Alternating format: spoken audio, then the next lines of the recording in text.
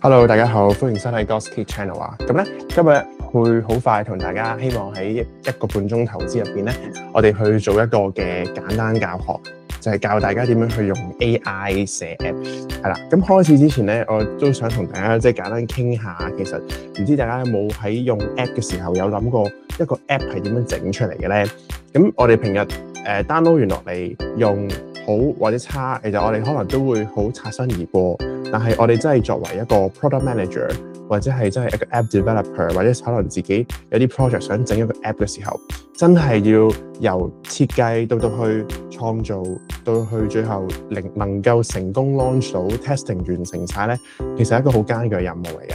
係啊，咁所以小弟咧，其實就喺過去正職嗰5年嘅時間入邊咧，大大小小嘅 project 都經歷過，即係可能有啲 to C 嘅 crypto 嘅 app， 亦都係有一啲大型嘅機構佢哋內部系統，甚至可能小弟附屬嘅租車公司等等嘅系統，我哋自己 Coursera 嘅系統好艱巨，我自己個人覺得，因為你個腦係真係要好似一個電腦版咁樣，由一個 point 跟住延伸到出去好多個唔同 scenario 去大包落。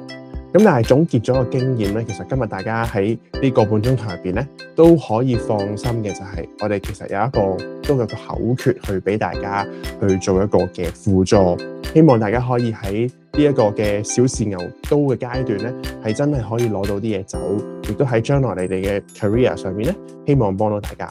咁特別係呢個 AI 蓬勃嘅年代啦，即係呢2年。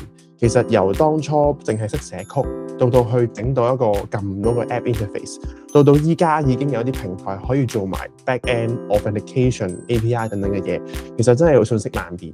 咁所以點樣去能夠好啲咧？咁我哋就希望今日可以介紹一個平台 which 大家可能有聽過，就叫 Base44 啦。好，咁啊，首先界定下 app 係咩嚟嘅先。嗱 ，app 咧除咗我哋最熟悉，我哋平日用一定有個界面去俾用戶撳之外咧，其實仲會有一啲你見唔到嘅嘢，我哋就係叫 back-end 嘅 functions。咁 functions 係咩嚟嘅咧？數學可能有聽過函數嗰個公式，代入唔同嘅嘢嘅時候，佢都會有一個特定嘅動作做到出嚟，或者一個嘅算式係做出嚟。咁而我哋 app 嘅 functions 其實都好類似嘅。就係唔同嘅用戶，當佢牽涉到呢個 function 嘅時候咧，佢都會做同樣嘅流程，達至到佢有一個嘅 output 俾翻個 user。咁所以如果我 function 咧，我哋可以好概括而論啦，我哋係會連接到去一個叫 database 去處理啲數據啦，或者係對外部嘅 system 有啲溝通嘅話咧，我哋可以係經 API 咁樣嘅。係啦，咁所以我哋簡單啲嚟講 ，interface 就係我哋掂嘅嘢啦。Functions 就係佢後邊去 support interface 見到嘅嘢嘅一個嘅功能 ，OK？ 咁而功能底下咧，我哋有 database， 亦都有 API 咁樣啦。有咗呢個宏觀嘅概念之後咧，其實我哋都可以介紹一個幾好記嘅口訣。咁呢個口訣咧係適用於幾時咧？就係 system design。咁 system design 就係你基本上呢6個英文字母你記低咗之後咧，你每個英文字母答自己我要啲乜。其實咧，你就交俾個 AI 咧，佢就會幫你可以整到一個真係用得到同埋都幾完善嘅 app 噶咯噃。咁首先我講頭3個英文字母先啦。咁第一個英文字母係 S，stakeholders。咁 stakeholders 係咩咧？其實 stakeholders 就即係 user 啦。我究竟我個 platform 係俾邊個用？係俾一類嘅 user 用，定係2類 user 用？例如話我整一個學習平台，咁如果我個 user 就好明顯就會有學生同老師2類嘅 user。咁如果我再仔細啲去諗，原來老師入邊仲有分主任級、普通老師，甚至 assistant 嘅。咁呢個老師嘅大 category 已經有3個嘅層級嘅一個 user，2大類，但係1類入邊已經有3級。咁甚至學生都好啦，可能學生你會有班長或者普通同學。原來班長我哋係可以俾特權佢去收集同學嘅一啲功課啊等等嘅嘢。係啦，咁所以咧，其實我哋去諗邊個人用你呢個 app 咧，其實都好多技巧同埋好多你要細心留意嘅位嘅。咁我哋 S 就講完啦。咁 W 係咩嚟嘅咧 ？W 其實全寫咧，我會定義為 workflow。咁 workflow 係咩嚟嘅咧 ？workflow 就係一個叫工作流程，或者我哋叫做用戶流程啦。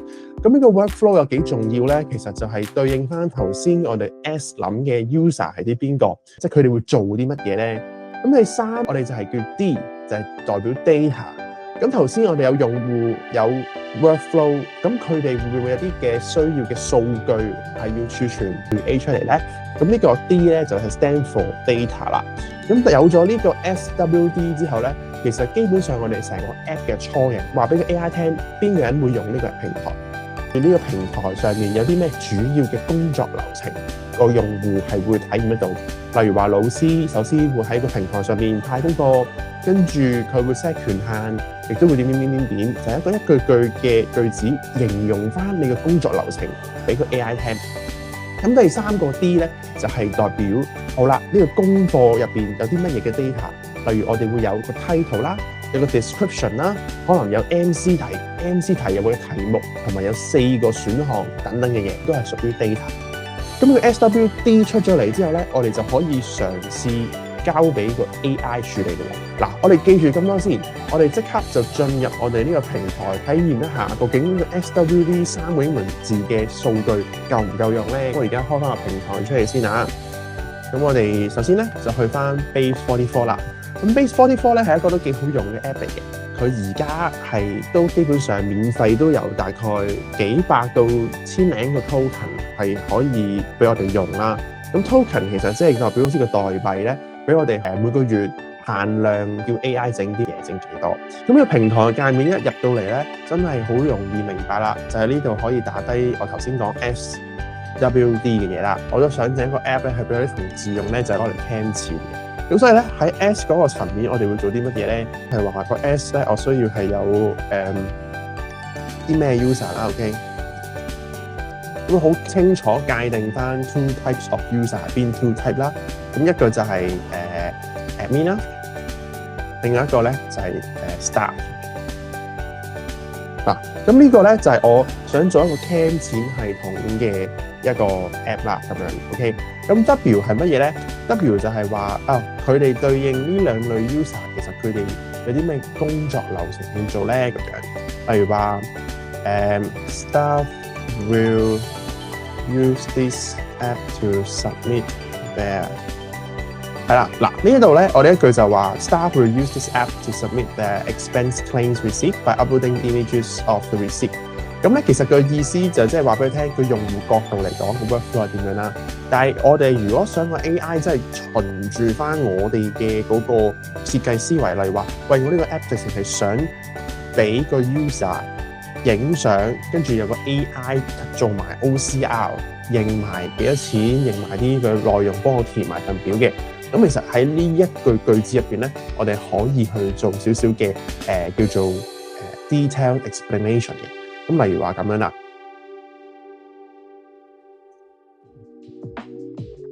The app should send the image to corresponding LLM to do the OCR and extract key information out and fill in the form for the user automatically。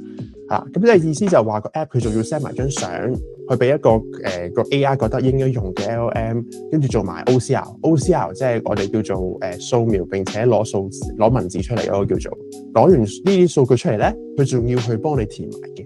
咁呢個一句嘅句子咧，其實都叫做完整噶啦。OK， 咁最後啦 ，staff 佢做啲咩咧 ？Staff then will have another dashboard seeing all the submitted expense claims from staff。Sorry 啊，係 admin 啊，唔好意思 ，by batch。OK， 係啦，咁呢度我就話 admin 佢仲可以喺有另外一個 function page 一個 dashboard 啦，去睇到所有我哋收翻嚟嘅一啲 expense claim， 同埋打開嚟睇 approve 或者 reject。最有重點係咩咧？佢可以 multiple 咁去處理，所以我哋加兩個字 by batch 喺後邊。OK， 嗱你見到我啲英文，其實你咁樣聽落去，你都識，你都明，但係你要諗到成個流程咧，好老實講，我哋就係真係要有一個設計思維喺入邊。即係平日用 app 嘅時候，你有冇諗過其實個 app 係點樣運作咧？如果你有呢一個嘅小練習喺呢個腦入邊，喺呢個腦海劇場去上演嘅話咧，咁恭喜你啦！你喺呢個整 app 嘅練習上面咧，就會好容易得心應手嘅。OK， 好啦，咁我 W 打完啦，打埋個 D 先。咁 D 有啲乜嘢咧 ？D 就嚟講翻啲 data 係有啲乜嘢啦，例如話 data should include the submission time stamp， 因為 record 我哋有個 submission time stamp 啦，跟住亦都有個 record ID 啦，亦都要係 submitted by who，etc. 咁樣啦。OK， 係啦。咁我打咗呢一個之後咧，我就基本上我頭先一開始講 SWD 嗰3個 magic keywords 咧，就基本上演咗俾你睇啦。我哋重溫一下 stakeholders， 我哋今個練習入邊有 admin， 即係有管理員啦，有 staff， 任何一個 staff 入呢個 platform 都可以去加呢個嘅 spans。咁跟住我哋有 workflow 啦，就係簡單介紹呢兩 group 嘅 stakeholders 佢哋嗰個工作流程係點樣。咁而最後 data 有啲乜嘢咧？係啦，咁當然啦，個 AI 佢唔知我作呢個 magic keywords 係乜嘢噶嘛，咁所以咧我哋可以有少少嘅修補咧，喺個開頭同埋喺個即係你 SWD keywords 入邊咧去界定一下嘅。咁就係例如話咧，一開始我會建議你要俾個 background context 俾佢先，例如話 I want to create an application for my company, Hosanna Innovation Limited。咁你如果想呢個 app 個 theme colour 有少少出啲嘅話咧，咁你都可以去呢度開頭 specify 埋俾 AI 聽嘅。我揀 science 啦，我哋就再 specify 埋個 nature 啦。咁 nature 就包括當然係呢個係一個 claim 錢軟件，亦都係話俾佢聽呢個平台將會俾喺咩嘅 device 上面俾人用啦。咁例如話 can be used on mobile phones and desktop as an expense claim app for internal users only。OK， 係啦。咁我就 here are the details。咁我可以打低就打翻 SWD 下邊嘅嘢啦。咁而 S 咧，我可以打 stakeholders， 打晒全寫俾佢聽，因為佢唔知咩叫 S 啊嘛，係咪？跟住 W 我哋都可以轉 workflow 啦，即係 functions 啦。我哋可以話俾佢聽 main functions 咧。咁第3個 D 就係 data 啦。Data fields for the records。好啦，打住咁多先 ，OK， 我哋睇下就係呢一個好簡單 SWD 出到啲咩嚟啦 ，OK， 咁喺呢個等嘅過程當中咧，我都可以做少少嘅延伸教學啦。其實頭先 system design 我係講6個 magic keywords， 咁 SWD 只係頭3個，仲有後邊咧有3個英文字母，而家準備向大家介紹啦。咁咧我哋就叫 CAA。OK， 咁 C 係 stand for 乜嘢咧 ？C 係 stand for control 啦 ，A 係 stand for authentication， 同埋 A 咧，另一個 A 咧係 stand for API。OK， 嗱，咁呢個 CAA 有咩咁特別咧？嗱 ，control 係講緊有冇啲嘅functions page 或者有冇啲 field 係某啲 user 先可以 access 嘅。例如話我哋批錢嗰版冇理由俾 general staff 可以 access 到噶嘛，係咪？亦都有可能話有一個 field 係要由個 manager 去 approve 或者 manager 打低啲 justification 先可以做噶嘛。我哋呢個 access control 嗰個位咧，就係我哋嗰個 WC 嗰個 control 啦。咁我哋都可以喺呢一個嘅 What would you like to change 嘅 box 入邊咧，我哋去打低我哋想 control 嘅位，就咁樣可能 screen cap 嗰個格仔或者打個句子俾佢聽咧，就 OK 嘅啦。咁第二個英文字 A stands for authentication 啦。咁 authentication 係咩嚟嘅咧？你簡單啲嚟講咧，係可以透過 Base44 呢個authentication 嘅 standard template 咧，係去做到俾 user log in。OK， 而 log in 嘅時候，佢唔單止係可以用 Google、Facebook、Microsoft 等等嘅啲 common 嘅account 去 log in 啦，亦都可以咧俾我哋即係 developers 如果想做得完美啲嘅話咧，我哋係可以抹走 Base44 嗰個嘅名喺 log in 呢個位。好，咁最後一個 A 咧就 stands for API 啦。咁 API 咧其實就睇下我哋有冇啲嘅interaction 係其他 system 要同呢個 platform interact， 又或者調翻轉我哋係有需要去人哋嘅 AI 嗰度，或者去人哋嘅 payment gateway 去嗰度做一啲交易。例如話我哋嘅平台係會收錢嘅，咁呢個收錢嘅過程冇理由我哋 Base44 自己做噶嘛，咁所以我哋都會透過 API 咧去 call 人哋個 payment gateway， 例如話Stripe 或者係其他嘅一啲 payment method， 咁我哋去做一個嘅第三方嘅佢嗰個 access 嘅。望一望頭先我哋簡單 SWD 出嚟嗰個 platform 係點樣啦？頭先要嘅嘢齊唔齊先 ？OK 嗱，咁我呢個 account 咧，我哋頭先有2個 group 啦，係咪？咁佢已經 default 咗我係一個 administrator 嘅角色。OK， 咁 administrator 我哋呢個 dashboard 啦，就係俾我哋去 cam 錢啊嗰樣嘢啦，係咪？咁啊，但係依家基本上冇嘢好做喎，因為我係一個admin 喎，咁我有冇辦法可以 log in 其他 account， 跟住去試下去交一個 submission 咧咁樣，我哋可以試下睇下先。我哋喺呢度咧，其實上面都有得俾你睇翻晒成個 app 嘅 page 有啲乜嘢，例如話可能從普通 staff 嘅角度啦，佢哋將 submit form 係咁樣嘅。OK， 咁都有個位置俾佢哋可以 upload 個 receipt 啦，跟住俾佢揀翻個 date 啦，喺邊度買啊，幾錢啊 ，currency， 同埋我哋頭先淨係講 payment method 呢個字，但係咧對於個 LLM 個 AI 嚟講咧，佢哋都已經識得去聯想到其實有啲咩係相關適合嘅 payment method 咧咁樣，咁佢就可以喺度俾人揀翻啦 ，category 啦 ，items 同 submit claim 啦等等嘅嘢 ，OK。好，跟住 my claims， 咁 my claims 咧就應該係個 staff 佢真係交咗嗰個application 之後嗰個嘅佢自己嘅 dashboard，OK， 咁佢呢度有啲簡單嘅唔同嘅 status 嘅掣可以撳到啦。咁 admin dashboard 就頭先我睇嗰個啦，而 claim details 咧，我哋去望埋先 ，claim details 佢係咩嚟嘅咧？好 ，claim details 就應該係即係一個 page 去睇下有幾多個 item 嘅一個大 page 咁樣嘅 ，OK， 係啦。咁啊嗱，呢個 app 我哋淨係打咗一段仔嘅字叫 SWD 嘅東西。咁我哋咧其實個 AI 咧已經識得去幫你去聯想到啲咩相關嘅流程同 key features 需要咧。例如話 key features 佢幫我哋 define 咗有呢扎嘢啦，跟住個 design 上面顏色 app structure 等等嘅嘢，佢會基本上全部 list 晒。咁亦都會話俾你聽佢標咗邊嘅 component 啦，而佢亦都會總結埋俾你聽呢2個 stakeholders 佢主要嘅工作流程，佢係咪真係做到我哋想種嘅嘢咧？咁樣 OK 係啦嗱，咁啊標題嘅位絕對唔係淨係標呢個 interface 啊，標題嘅位我哋可以撳去 Base44 嘅 dashboard 呢一度。咁呢個 Base44 嘅 dashboard 咧，其實就係好似我哋個後台一個 back end system 咁樣啦，咁呢個 back end system 其實佢會對應有一啲例如 database 嘅 schema， 好似我哋最基本有個 expense claim 嘅 schema， 係啦，咁啊 schema 有啲乜嘢咧？你都可以撳開嚟個 editor 睇翻，喂，其實佢呢度會已經收齊晒，可能將receipt 嘅 URL， 即係佢 upload 完佢會放到 server， 咁個 URL 係乜嘢咧？咁跟住日期啊、價錢啊、邊度買啊等等嘅嘢咧，全部喺呢度可以 show 到俾你睇。咁你有需要嘅話，其實你都可以去即係叫喺呢度用文字嘅方法叫佢改個 data structure 嘅。OK 係啦。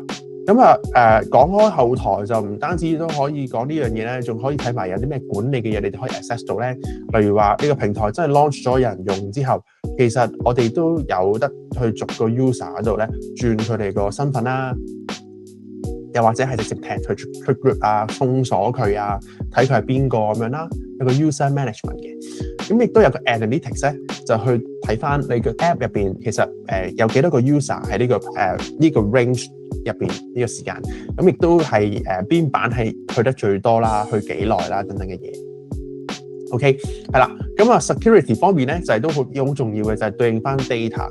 咁究竟我哋 expense claim 呢個 database 個 schema， 究竟係有啲咩人先至可以去create 一張新嘅睇到 update 到或者 delete 到咧？我哋呢個叫簡稱叫 IS 入邊嘅 CRUD。OK， 咁佢都可以對應翻地去揀翻位，可能淨係佢自己先改到啊，或者 user role 係 admin 嘅人先改到啊 delete 到啊，咁如此類推。OK， 咁你用呢個 interface 咧，你 set 完之後咧，你就可以去撳 save 咧，佢就已經會有一個嘅即係 update 嘅東西喺度啦。OK。好，咁講咗咁多先啦，我哋 SWD CAA 咧都大致上講晒啦。頭先個 C 就係講緊呢個 security 嗰度，你點樣去 control 個 data？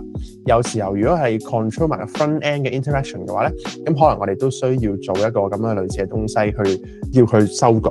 OK， 好啦，嗱，咁而家呢個平台叫做有個雛形啦。但係咪真係用到咧？咁當然唔係啦。咁而接下來嘅時間咧，我就想展示一下，究竟我真係要做到呢個 app 係大家可以用嘅時候，我要做啲咩功夫咁樣啦。好，咁首先咧，我自己最唔滿意嘅咧就係依家我 admin 嘅角度，但係我冇得都要交嗰個 submission， 咁可以點樣做咧 ？As admin 話翻俾佢聽，我要呢個流程啦。咁並且係頭先睇到我哋 submit claim 嗰張 form 入邊咧，其實嗰啲 payment method 啊或者 category 咧係一啲我哋叫做fixed 嘅嘢。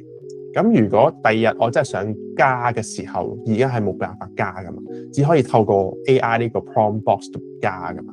咁我可以點樣做到 dynamic 少少，可以做得好啲咧？咁樣咁所以我呢度咧都會一次過做個修正，叫 AI 幫我做係啦。嗱，個 app 出咗世之後咧，即係呢度我哋叫出咗個初型嗰個出世啦。出咗世之後咧，其實你以下落嚟打嘅所有 prompt 咧，我哋都係叫做一個叫做修正嚟嘅，係啦。咁啊修正上面你可以就咁樣去打，你叫同事做嘢咁樣，你打句句子叫佢，咁 send 俾佢，佢就幫你執啦。OK， 咁我試下呢個嘅效果先。咁你會見到佢會嘗試去 think 一下你嘅要求，實際上做啲乜嘢啦。咁你打開咗個 thoughts 嘅話咧，佢會將你想做嘅嘢咧，去用佢哋嗰個 system language 咧，去拆解一下，跟住話，個 user 原來想個 admin 都有得交嘢喎，咁樣，咁我就要去 modify 下啲乜嘢啦，咁樣 OK。咁你見到個思維邏輯咧，如果唔同你嗰個唔係差太遠咧，你都可以等佢試整俾你睇嘅。但係原來差好遠喎，咁咧有需要嘅話咧，其實 Base44 係 support 你 undo 你上一個 step 嘅。咁所以咧，你 undo 翻你呢個 command 咧，佢就會嘔翻出嚟，即係啱啱上一步嘅 result。咁你就可以重新 prompt 一次，更加仔細。OK。好啦，說時遲那時快，你見到佢已經嘗試加咗啦。咁所以作為 admin 嘅我咧，呢度就已經見到一個 new claim 嘅掣，咁我都可以交嘢啦。OK， 嗱10秒鐘嘅事，咁咧亦都喺呢個嘅fine tuning 嘅過程咧，去分享少少嘅我嘅用家心得啦。好，咁呢個用家心得咧，其實就係我講緊真係修正嘅時候咧，有陣時候佢未必真係如我所願地完成到嗰個嘅修正，甚至有時候講極佢都唔明，講極都整錯嘅，係啦。咁點樣可以避免呢個情況，或者跳出呢個死胡同咧？咁咧，其實喺呢個齒輪呢度咧，有得俾你教你想用嘅 AI model。OK， 真係多謝 Base44，因為早3個星期前咧，佢哋有一個新嘅改動咧，係叫做 automatic， 係唔俾 user 轉。3個禮拜前又轉咗唔俾啦，咁結果可能太多人不滿，喂，你個 AI 自己揀一個 AI model， 但係有時候真係唔 work 噶嘛。咁所以咧，佢而家保留咗有 automatic 又可以 manual 嘅選項。嗱 ，manual 呢度咧，你見到咧，而家呢個 platform 做到目前為止咧，佢係可以 support 到4款 LLM。which 我會 recommend 1-2個俾大家，咁分別佢哋會有 support Claude 嘅 Opus 4.5 啦，同埋 Sonnet 4.5啦。咁 Google 嘅 Gemini 3 Pro 同埋 GPT-5 咧，其實都係當代最新嘅一啲 LLM， 並且係logical thinking 啊嗰啲叫做比較強嘅 LLM 嚟嘅。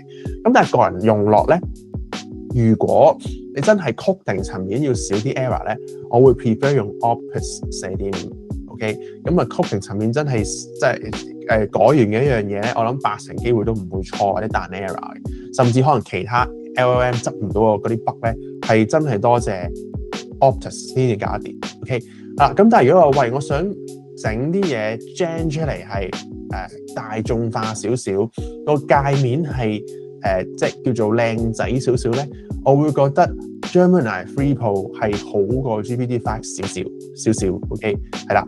咁 Sonnet 4.5係幾時用咧？ Sonnet 4.5可能佢就 thinking 嗰個 process 冇咁強啦，佢冇咁多，甚至可能冇 thinking 嘅 process。咁呢一個嘅 AI 可能就係做執一啲我哋叫做 UI 上面嘅文字，要去做 translation， 唔牽涉到邏輯，唔牽涉到 app 嘅 functions 嗰啲咧，其實就可以去做係啦。咁所以喺現階段初段，其實你有需要可以撳 Opus 4.5或者 Gemini 3 Pro 都會好少少係啦。咁所以其實我諗佢 automatic 嗰個嘅機制都係 depends on 佢 scan 個 user 嗰個嘅prompt 究竟係做啲乜嘢決定啦咁樣。OK， 好啦，咁講到呢度，順便講埋下邊呢個 AI controls 啦。咁呢個 AI controls 咧，其實就係去話定俾個 AI 聽，你每次改嘅時候咧，你想佢留意啲乜嘢 ？OK， 咁點解要需要呢一樣嘢咧？就因為咧，有時我哋改咧個 AI 邊改就會邊唔記得之前一開始你交代咗佢要留意嘅嘢，例如主色調係藍色，例如個 app 一定要版版都有一個 logo 等等嘅嘢。咁呢一個嘅 custom instruction 咧，就基本上係每一次同 AI 修改嘅時候咧，呢一個 box 入邊嘅句子，佢都一定會掉埋俾個 AI 去記得同埋留意。咁幾時會特別用咧？我就會建議大家，當你個 app 真係推出街有人用嘅時候咧，你就必須要打一句咧，就好似咁樣啦。This app has been deployed in production already. OK。係啦，即係個意思就係話，喂，我個 app 已經推出街啦，咁任何改動都好啦，麻煩你 check 清楚end to end 嘅意思，即係話嗰個由頭到尾嘅流程 ，OK？ 咁個 cascading 嘅意思就係由頭到尾當中顯示嘅一啲 interaction， 我哋叫 cascading 啦 ，OK？ 咁就 make sure the translation key and values are properly done 咧，就代表如果我係 multi-language 嘅 app， 其實你一個掣，我當一個掣。唔係賣廣告啊 ，OK， 我當一個掣個名叫大隻先都好啦。其實你轉咗中文可能叫做消化儀。咁轉中文嘅時候咧，佢喺個電腦世界咧，佢唔會用大隻先呢個英文字去做個即係做個base， 跟住再逐個幫你translate。咁反而咧，可能佢會用一抽嘅代碼叫做我當係 DG reset。OK，DG reset 就代表呢個位會顯示嘅字啦。跟住呢個 DG reset 嘅label。佢底下會有即係呢條 key 底下會有3個嘅 value， 例如話喺中文嘅時候就叫消化儀，簡體嘅時候就都係叫消化酶咁樣啦。咁到英文就叫大隻先 ，OK。咁當個 user 揀咗咩 language 嘅時候咧，呢個 DG reset 咧就會去 load 翻嗰個 value 出嚟。呢個我哋叫 translation keys，OK。係啦，咁就叫佢一定要檢查清楚，去 map 清楚啦，等等嘅嘢 ，OK。係啦，咁save 咗呢個 prompt 之後咧。都仲有一個幾好用，亦都係 launch 出街之後成日會用嘅一個功能，就係 freeze files。就係咧，有時候啲改動咧，個 AI 係有機會覺得，喂，我覺得呢兩個相關喎，我改 A 嘅時候，不如改埋 B 啦咁樣。咁但係有啲嘢推咗出街，唔係話改就改嘅嘛，同埋改嘅時候你唔知道 AI 改啲乜嘢。咁所以點樣可以保障佢有啲 page 一定唔掂得咧？我哋呢度可以揀翻個 page 出嚟，鎖咗佢 freeze 咗佢，咁咧就可以方便你咧。就真係去叫做即係做得完善一啲，唔好話喂改完一個改動點解成個 app 作用唔到爛晒嘅咁樣 ，OK 係啦，嗱咁呢度都介紹咗個齒輪點樣用啦。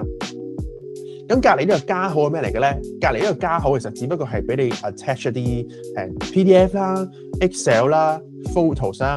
咁如果你想係一啲我哋叫做 batch import， 例如話個 app 我已經整好晒啦，我想掉啲嘢上架，等佢可以幫我撈埋入個 database 得唔得啊？係得嘅。咁你可以透過呢個 upload files 嘅 feature 咧去做得到啦。咁樣好啦，咁隔離呢兩個 tab 咧，我哋叫 visual edit 同埋 discuss， 咁係幾好用嘅。Visual edit 嘅意思咧就係話，喂呢度嘅界面，我唔想次次都要用文字嘅方法叫佢 AI 幫我執喎，我可唔可以可能純粹呢個字轉下顏色，或者校下大細啊，係得嘅。OK， 甚至呢個 admin dashboard， 我想要整個888喺後邊，我可唔可以直接修改啊？係得嘅。OK， 咁你修改完之後嘅嘢咧，你就可以撳個 save 啦，佢都要 load 一次去改個代碼嘅喺背後，咁佢就可以俾你更加方便去執你想做嘅效果啦。咁第二個 discuss 嘅 button 咧，其實我哋就係紫色模式咧，就係都係同 AI 去傾偈 ，OK 喺呢個 box 度傾偈。咁但係傾偈咧，佢唔會改動你個 app 任何嘢嘅，係傾清楚啦。例如話我有個大改動想做，咁你講完你嘅意思，打完你嘅 prompt 之後，你想睇下佢明唔明你講嘅嘢，你喺呢度好似平日用 AI 咁樣同佢傾咗個朗先，咁佢就會 feedback 翻一大紮佢覺得應該改用嘅嘢啦，問你係唔係啦咁樣。咁如果係嘅話咧，你就可以熄咗 discuss mode 咧，就將你可能打翻個 yes 字覆翻俾佢咧，咁你 send 出去咧就會係幫你執行以上嘅改動噶啦。OK 啊，咁呢個就係我哋即係一般我哋入到嚟呢度做 App creation 到去 App fine tuning 嘅流程入邊，我哋會常用嘅一啲小工具啦。好，咁講到嚟呢度咧，我哋不如試下交埋一個 explain cam 睇下有冇啲 bug 啦。嗱，我當呢張電費單係我要交嘅嘢啦，咁我就首先掉張 PDF 上去呢個 box 先。咁咧佢 extracting data 咧就應該係佢將呢個 PDF 或者呢幅圖咧去交俾佢幫我哋連咗嘅 AI， 跟住咧你見到啦，佢已經係點樣好醒目地去 extract 到個 expense date 啦，係邊間公司啦，幾多錢啦，係屬於咩類型嘅 category 啦，咁同埋我哋嗰個 item description 咧，佢都真係幫我哋去 jam 埋出嚟，去 extract 咗啦咁樣。雖然個 receipt preview 因為 PDF 佢可能冇裝啱 plugin 我哋睇唔到，但係我哋要佢做嘅 OCR AI scanning 咧，其實係做到晒嘅。係啦，咁我哋可以撳 submit claim， 咁啊交呢一張嘅東西啦。咁啊交完之後咧，喺 my claims 呢度，正如頭先講，作為 staff 嘅自己，佢可以睇到佢交咗啲咩嘅 explain claim 上去，開翻呢張單，跟住去睇嘅。OK， 咁因為我係一個super user 啦，我係一個 admin 啦，咁所以我喺呢度會自己見到翻個 accept 同 reject 嘅 button。OK， 咁我哋假設我而家去翻 dashboard 望下先，咁又見到一個未批核嘅 explain cam 係有咁多錢。OK， 咁我頭先喺個 W 講咗話我要做埋batch 嘅 approval 噶嘛，係咪？咁原來呢度都可以 multi select 我哋想 approve 嘅 record， 跟住喺呢度咧撳我 approve。OK， 咁我哋撳 confirm approval 係啦，咁我哋呢度 approved 嘅呢度嗰個格咧又會多咗一個嘅東西，就係叫做 approved 啦。咁喺 approved 嘅 tab 入邊咧，我哋又會見翻呢個 record 啦。OK， 係啦，咁呢度咧已經做咗一個基本嘅流程啦。咁我哋其實叫做邁向成功噶咯噃。OK， 嗱，咁我哋邁向成功嘅話咧，亦都有少少嘅 fine tuning 想再 show 俾大家睇，先至再做我哋嗰個嘅 QA 流程嘅，係啦。咁fine tuning 有啲咩咧？例如話，喂，我覺得呢一度可唔可以加個 filter？因為可能遲啲日子耐咗，有好多唔同嘅單交咗入嚟，我哋點可以做得 filter？ 最起碼可能日期 filter 都需要啦，係咪？咁所以可能呢度 change 咧，其實你就可以用 bullet point 方法去打俾個 AI 聽，例如話 add date filter， 跟住我第二個想改動嘅咧就係add a parameter settings， 係啦，因為我頭先講咗過嘅一個呢個選擇 payment method 同埋選擇 category 呢度，佢而家係黑曲噶嘛，可唔可以俾 admin 自己去改咧？咁樣 OK， 好，咁第三啦，仲有咩要改咧 ？OK， 係啦，咁就叫佢呢度睇唔到嘢啦，我可唔可以加落去咧 ？OK， 好，跟住仲有啲咩要改咧？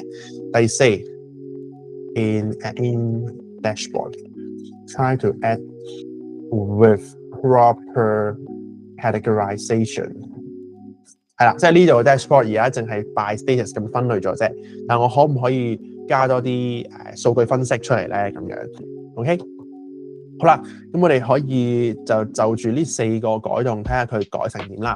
嗱，咁佢都會好快，你見到佢呢個咁樣嘅 structure， 其實以我經驗佢係用緊 GPT-5 嘅 LLM 去做，係啦，咁佢就會幫你 clarify 翻個 user 想做啲乜嘢啦，咁佢要做啲乜嘢啦，咁最後就佢喺個功能上實際上點樣曲咧，係啦，咁我哋就期待一下佢之後會做成點啦。喺咁等緊嘅過程當中咧，我都可以 show 埋少少咧，就係話呢一個 platform build 出嚟嘅 app 咧，其實係叫做 responsive design 嘅。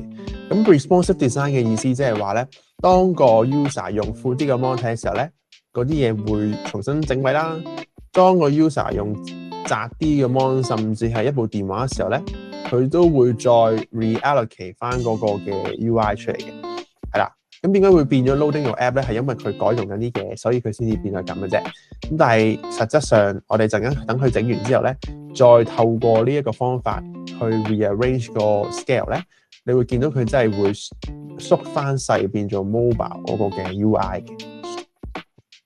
好，咁我哋試下啦。嗱，呢個就係 mobile UI。OK， 咁你見到最大分別就係例如話喺本身喺頂 header 嗰個嘅menu 咧，而家係收埋咗喺嗰個咁樣嘅即係 side plan 嘅方法去做，咁亦都真係會方便翻 user 去做呢件事啦咁樣。好啦，咁呢個改動4個 point 俾佢執都幾多嘢執嘅原來，咁我哋就揭曉埋去到QA 部分，我哋都有3個英文字母送俾大家，係啦。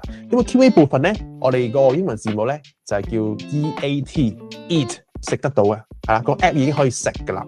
咁eat stand for 啲乜嘢咧？嗱，第一個 E 咧係代表 end to end， 即係喺測試嘅階段當中咧，其實我哋真係要撳晒成個流程，用唔同嘅賬戶嘅方法撳晒成個你設計流程，真係冇碰到好似啱啱我哋呢度碰到嘅嘢，就係叫 issue found， 冇碰到 error code 嘅話咧，咁先代表成功。嗱，呢個 error code 幾時彈出嚟咧？就係佢執下咧，執完之後啦，去翻我哋 admin dashboard 嘅時候咧，一撈佢就已經彈咗個 error 出嚟，係啦。咁呢個咧其實就等於你平日上網喺嗰個網站後邊咧，我哋撳 inspect 啦，跟住 inspect 呢一度咧，我哋即係如果 developer 就會知啦，即係喺 console 入邊你可以記錄，即係睇翻呢個網站嘅 front end 同 back end 啲 function， 即係行 program 嘅時候有冇啲錯誤或者 bug 喺度咧，咁通常啲 developer 就會睇呢個 code 去 resolve 啦，又或者咧成段嘢 copy 俾 AI 去執。咁 Base44 都做埋呢步噶啦，已經自動噶啦。就喺 preview 入邊，如果撞到呢啲咁樣嘅error 咧，你可以直接撳 resolve with AI 咧，佢就會將翻個 error code 掉俾個bot。咁咧，佢真係會自己去食翻，就係話，喂，我有啲咩問題咧？咁樣係啦。咁所以頭先講 EAT 個 end to end 喺你撳嘅過程當中，如果碰到呢啲 issue 翻咧，你係絕對超開心，你係可以直接撳一個掣咧，個 AI 就會幫你糾正翻同埋 debug 噶啦。OK 啊，咁第二個英文字母 A 係 stand for 乜嘢咧？咁 A 我就會叫佢叫 accessibility， 係啦。咁 accessibility 其實頭先都略略講過嘅，就係我哋唔同嘅器材、唔同嘅 screen size 去做一個嘅測試。例如話，我有部電腦，有部正方形嘅 iPad。亦都有部可能摺機，甚至係有一部21:9嘅電腦。用你個平台嘅時候，有冇啲奇怪嘅界面？例如話啲掣突晒出去啊，或者係唔啱個 ratio 咧？咁你都可以咧 cap 張圖，跟住咧直接放入嚟呢個 dialog box， 叫嗰個嘅 AI 去執。我哋呢個咧係叫 accessibility。咁執完之後咧，你最好就都再試幾次，咁然之後試完啦。再睇下有啲咩小問題、大問題，咁就先至可以過關咁樣嘅。OK， 好啦，咁去翻呢度啦，見唔見到執完個 bug 之後個 dashboard 出咗嚟啦？咁我哋頭先講咗，可唔可以去加啲 data visualization？ 就可能每個月使幾多錢咧？跟住嗰個項目係幾多咧？呢度係幫我哋加咗啦。咁跟住我哋仲有date filter。咁 date filter 呢度佢加個 date range 嘅 box 俾我啦，例如話我想由12月1號到12月31號之間，咁我可以 multi select 2個日子咧去計 start end day， 咁佢下邊就會幫我羅列翻相關嘅嘢，同埋我上面嘅嘢我都估佢會有少少改動嘅。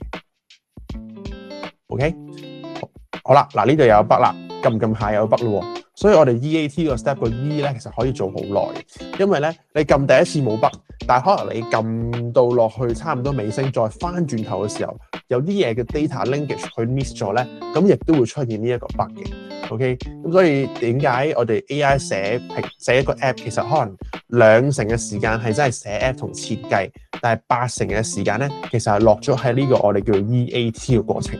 咁就係真係你 end to end 做 testing， 同埋去唔同嘅 platform 試玩你嘅嗰個app 嘅時候咧，係嗰個 UI 層面係點樣？例如話我 Auto Brake 呢一個 app，OK， 咁我喺電話層面 book 車嘅流程，啲掣好唔好撳？會唔會太大太細？例如話一開始佢本身排嘅時候咧，喺手機嗰度係一個 tiles 係1行，咁我哋覺得太過嘥位啦，咁我哋可唔可以叫佢做 optimization 咧？咁樣咁都係可以喺呢個階段入邊咧去試玩，去做好耐好多嘢去check 咁樣啦。OK， 好啦，最後一個我哋叫 T。EAT 嘅 T， 咁 T stand for 乜嘢咧？我哋叫 test， 係啦。咁 test 咧係咩 test 咧？同頭先 E 同 A 有咩唔同咧？咁呢個 test 咧，我哋係叫做即係 IT standard 入邊，我哋叫做load test 同 stress test。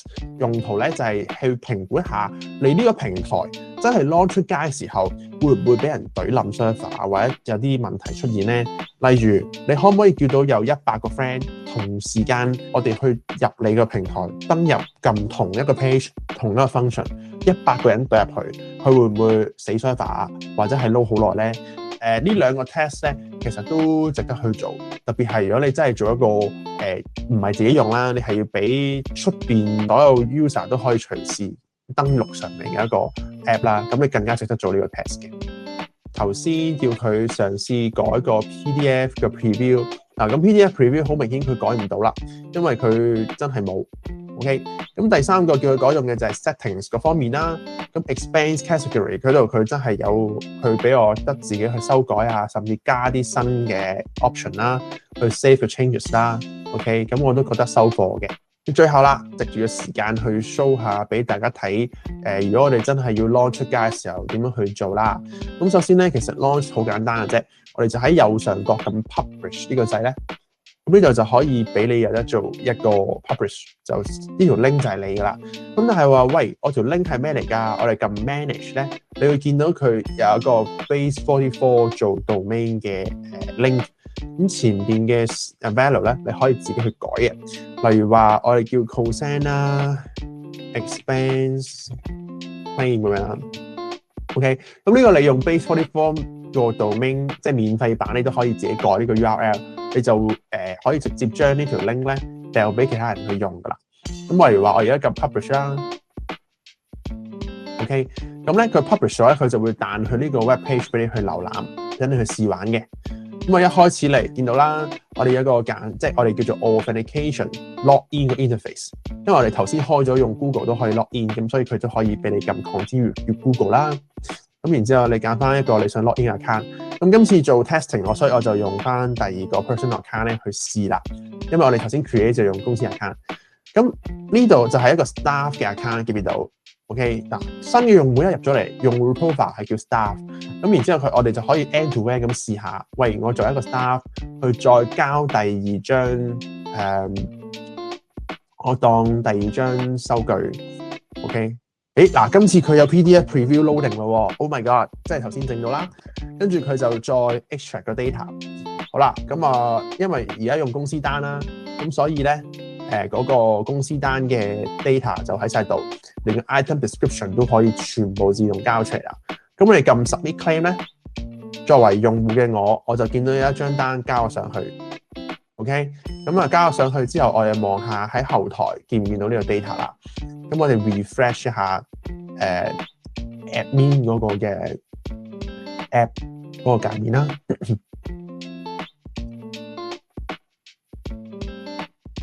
好啦，咁16,800呢張單咧，見唔見到就喺度 pending claims 呢度出現啦。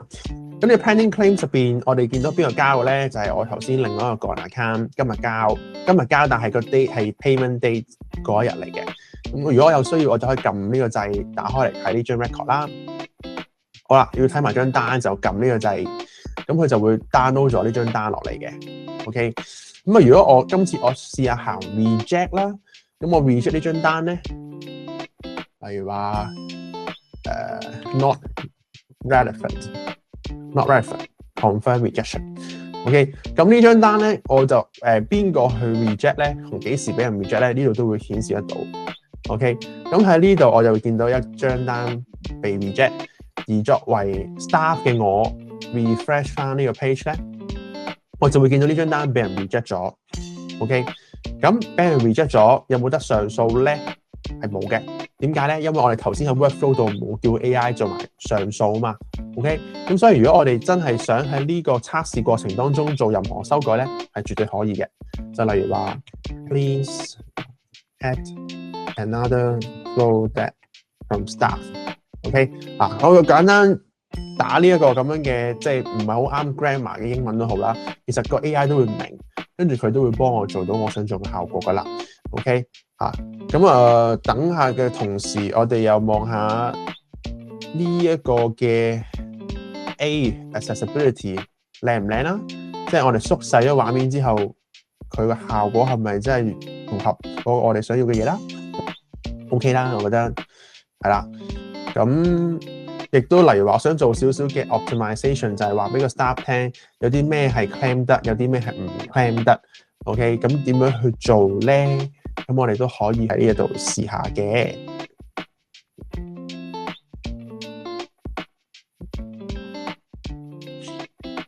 OK， 嗱，咁陣間佢改完我呢個改用之後，我再示範埋多一個，就係discussion mode， 就係我想同佢傾下點樣可以 show 俾個staff 知道嗰啲咩 claim 得唔 claim 得，我哋叫做 onboarding 嘅流程咁樣啦。OK， 咁我哋等佢改埋呢一個 workflow 先。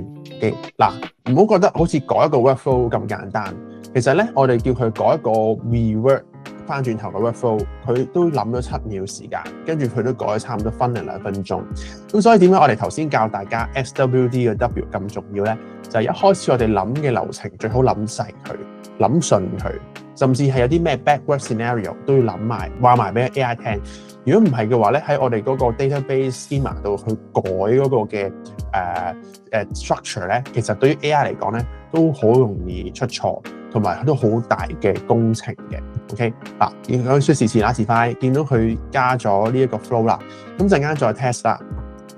咁去翻 discussion mode 嗰度咧，就可以同佢好似傾偈咁傾，就話 I want to show a clear guideline. How would you design such functions or UX？ 係啦，咁好似同佢傾偈咁係話，喂，我有一個功能想做喎，你會點樣去設計啊？咁樣。咁我哋睇下佢講啲咩啦。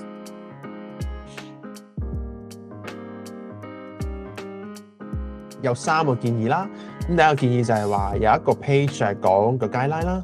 咁第二個就係 tips， 有個 small icon 係可以喺交 form 嘅時候咧去彈出嚟嘅。嗱，咁第3個就係話admin 都可以修改嘅，係啦。咁我當呢3個都要啦。OK，sounds good。Please deploy please develop this。OK， 嗱，咁我當係真係OK 啦，我叫佢做啦，你就喺 discussion 完之後咧，你熄咗個 discussion mode， 跟住你就可以叫佢做，就咁簡單。OK， 係啦，嗱，咁呢度就總結一下，我哋介紹咗 system design 嘅 SWDCAA 啦 ，stakeholders、workflow、data field、control 同埋 A 係 authentication 同埋 API。OK， 呢6個，咁跟住 QA 入邊我哋有 EAT end to end， 就有 accessibility 同埋 testing。OK， 咁 testing 就係 load test 同 stress test 呢2樣啦。OK， 咁呢幾個英文字母其實如果你真係都做得足同埋明嘅話咧，我相信你喺 Base44要整一個即係發到達嘅一個 app 其實都唔難。係啦，咁但係都要有少少嘅暫提翻大家就係要小心 Base44 始終係一個 AI 設計嘅平台。咁如果喺過程當中有啲咩位最容易出事咧，就係第一我哋嗰個 data 呢度 data 我哋頭先教咗有 security 呢度，係咪每一版嘅 security 嘅 CRUD 你都好清晰去界定咩人做到改嘅權限，咩人可以 delete 嘅權限，全部界定晒咧？如果你唔界定清楚嘅話咧，好大機會咧就會俾其他 user 直接改。咩叫直接改咧？就例如話，喂，其實佢識得少少 coding嘅喎，個黑客 ，OK， 咁佢咧知道個原理係，你條友整用 AI 整 app 可能都係個後 URL 改嘅啫。咁如果我知道 admin 嗰個 page 嘅 URL， 我直接卡曲入咗去咧，其實有機會佢繞過晒所有 authentication 都可以改到你嘅東西。OK， 咁你冇咗呢個嘅 CRUD 嗰個第一個 permissioning 嘅層次咧，佢冇得去 validate 翻，你就會俾呢啲黑客咧，即係乘虛而入㗎啦。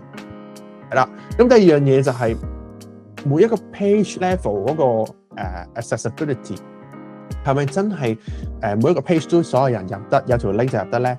定係還是每一個 page load 嗰下，你都要叫個 program 去 verify 究竟呢個 user 係咪我哋 platform 嘅 valid user， 並且佢個 user role 係咪真係可以睇到呢一個 page 入邊嘅嘢咧？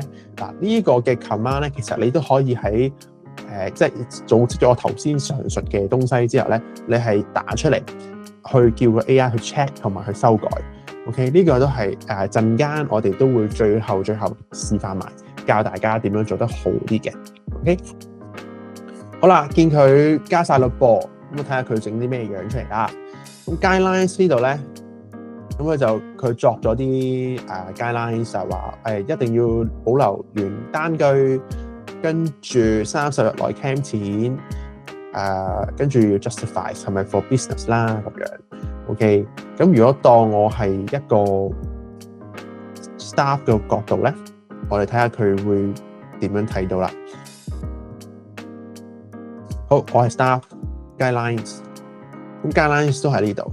OK， 咁我好可能咧，我 suppose 嗰個 AI 係會想我哋喺 expense guidelines 呢度咧加個 guidelines。OK， 嗱 end to end 又見到出事啦，係咪？又話唔得啦，咁所以我哋又要撳 fix with AI。OK， 好，咁去到呢一度，我哋最後頭先講咗啦，做埋嗰步就係教你哋點樣 make sure 個 app 安全啦。咁我哋喺佢準備緊嘅同時咧，我哋都可以嘗試揾個位打低嗰個 prompt 係啲乜嘢啊 ？OK， 好，咁我求其開個位打定我想打嘅嘢先，喺等緊嘅時候，咁我哋就要同個 AI 講 ，especially for those from admin staff， 係啦，咁咧我個意思就係話內部嘅啫，咁任何嘅 page 都要 log， 咁除咗係 log in 咗 user。否則嘅話咧，係冇人可以直接用個網址入到任何 function page， 特別係一啲 admin staff 嘅 function page。OK， 咁大概意思交俾個 AI 咧，其實佢都明㗎啦。咁佢係啦，咁佢 fix 咗 bug 之後，我而家嘗試做埋呢一步啦。咁喺做呢步嘅之前咧，我都想同大家講少少咧。喺 Base44 入邊咧，其實佢 default 你個 app 係應該需要 log in 先至可以俾人 access 嘅。咩意思咧？我假設我登出咗先，我如果直接俾個網址俾另一位同事試玩咧，佢一入嘅時候咧，應該就見到呢個 login page 嘅。OK， 咁但係如果我當你哋真係想做一個 app 係俾任何 user 未 log in 之前都已經見到啲嘢，我哋叫做 landing page 嘅話咧，係啦，咁呢個 landing page 嘅話咧，咁我哋就要開一個模式係叫做 no login is required， 係啊，即係熄咗 login 佢，咁任何人上呢個網址，包括我哋 Google 個search engine 去 scan 你嘅網站。佢如果有 login block 咗佢，咁佢咪睇唔到你網站關於啲咩，你咪冇流量咯。咁但係如果你熄咗嘅話咧，咁個 bot 就可以 scan 到你 web page 關於啲乜嘢。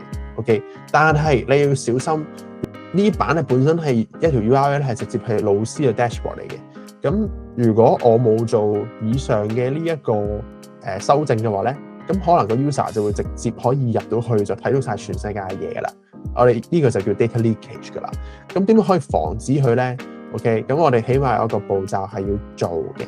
OK， 咁我哋逐步嚟啦。咁首先我哋就將頭先 Cosine Expense Tracker 呢個 app 變成一個唔需要 log in 都可以用嘅 app 先啦。我哋熄咗佢啦，係啦，咁可以 publicly visible 嘅。OK， 咁我一轉咗之後咧，大家可以睇下效果，好誇張嘅。而家一入去咧，我試下求其 direct URL， 你見到呢個 staff 都未 log in， 佢就已經見到晒所有嘢。OK， 其實都算危險。咁點樣可以避免呢件事情發生咧？咁我哋就可以喺呢一度將頭先呢一句 command 掉過嚟，跟住我哋再改少少嘢。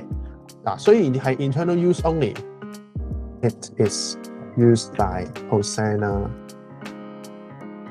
staff only。OK， 咁加咗呢句之後咧，佢就話俾你聽所以唔需要 log in 都可以 access 呢個 app， 但係其他 function page 唔該你同我鎖翻佢。OK， 好啦，咁我哋試下將呢一段 message 直接掉過去。咁我哋睇下幾分鐘之後佢會做到啲乜嘢啦。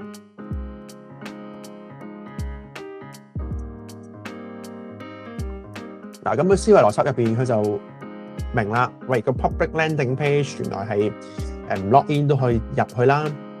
咁佢要做一個 security check， 所有個 function page 都要log 住有 authentication 啦。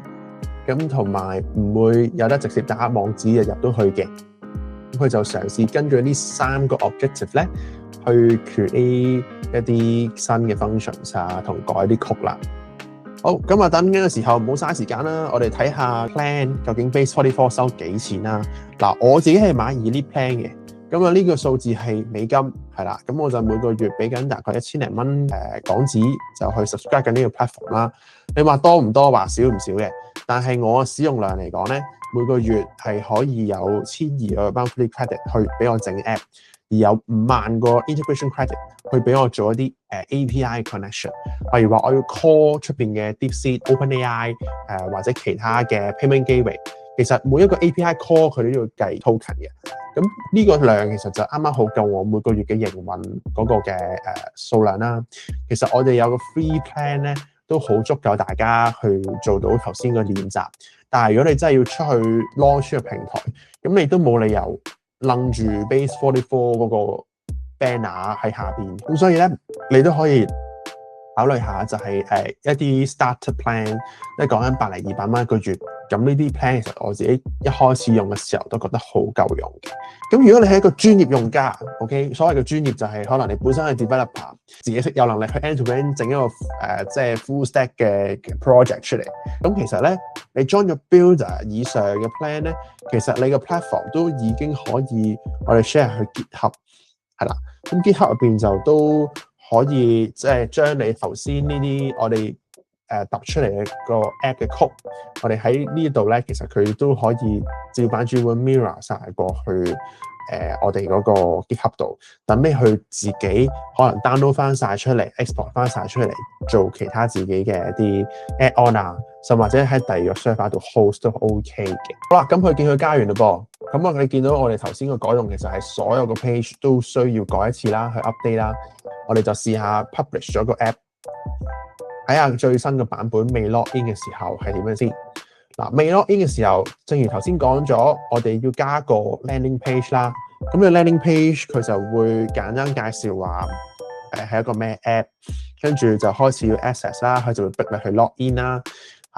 咁如果我再嘗試扮 hacker， 直接打 my claims 咧，你會見到佢有一下真係想漏出嚟，但係因為我哋第一個 function 就係要 verify 你係咪呢個平台 user 啦。咁如果唔係嘅話，佢都會 prompt 翻你呢一個嘅 login interface 去登入咗先嘅，係啊。咁呢個我會定性佢為一個 basic 嘅 authentication，OK。但係如果你話作為進階嘅用戶，或者真係個 platform 牽涉到錢銀係有交易嘅話咧，我都建議你去做翻 SRAA， 即係行翻啲 security checking 嘅流程。去喺確定嘅層面再睇下佢有冇一啲 loopholes， 跟住你睇下用 AI 可唔可以改到，即係 data leakage 就好大問題㗎啦。如果你個 app 想改 logo 嘅話咧，喺呢個嘅 dashboard backend setting 入邊咧，去轉咗你想做個 logo， 咁佢就會將你個 web browser 嘅 back icon 係啦，咁有時候會將佢轉咗佢啦。咁如果話我想喺個 app 層面上面做到一個呢度左上角嘅 header 轉咧，咁你就可以喺個AR prompt 嘅左下角呢個 box 度打翻我要轉呢個 image， 直接喺呢度 attach file 加張相入去咧，佢就可以幫你換㗎啦。好，咁跟住咧，仲有嘅就係其實今日我哋呢個小練習係冇用到 agents 嘅。咁 agents 嘅意思就即係話呢個平台可唔可以有一啲AI bots 俾 user 用咧？係得嘅喎。OK， 咁我 Base44 都包嘅喎。咁特別係例如話你個平台係有啲客服嘅AI 啦，或者可能你個平台係幫人去補習啦，咁入邊有啲 agent 你係想做嘅話咧，你絕對都可以喺呢度咧 configure 翻。咁但係咧，你喺 configure 之前咧，你就要係叫個 AI 首先幫你 generate 個 bot 出嚟先。咁 generate 個 bot 出嚟咧，佢後邊就會有一個 agent 可以俾到你哋去自己再 fine tune， 可能有啲 instruction 啲乜嘢啦，有冇 knowledge base 啦，就好似你 POE 或者喺Gemini 入邊你 create 一個 agent 嘅方法係一樣嘅。好啦，咁啊，今日個小教學就嚟到呢一度啦，希望唔會悶親大家，但係亦都同時間我哋真係好濃縮地認識咗一個 app development 有啲乜嘢嘅 process 係會做到，由諗個成個 design 成個流程，到去我哋真係落手用 AI 去做一個 app，同埋 fine tuning、testing 同埋 launch 嘅流程。咁希望大家都會中意啦。咁最緊要嘅係 practice， 點樣 practice 咧？去翻我頭先成個 flow 入邊，跟住同我一齊做，咁去揀一個你本身自己用開嘅 app， 去做一個類似嘅 app 出嚟，用 Base44。咁咧用翻頭先嘅口訣 SWD CAA， 仲有 EAT 係啦，呢9個英文字母嘅嘢，你點樣可以內化到出嚟？嗱，咁亦都係因為呢個 video 好緊湊啦個時間。我哋做嘅設計流程咧係好 function based 嘅，就冇經過 design thinking 入邊嗰啲，喂，你個 target user 要啲咩功能啊，點樣用啊？我哋今個 session 就冇呢個時間去做，都唔緊要嘅，係啦。咁最緊要呢9英文字母你熟練咗之後，你再做其他新嘅 project 嘅時候，你不妨用 design thinking 呢樣嘢去令到你個 design 係更加符合翻用戶需要。OK， 歡迎話俾個 like、subscribe， 咁我哋就會更加努力去做多啲更加多高質嘅 video 俾大家。Thanks for watching. Happy New Year. Bye.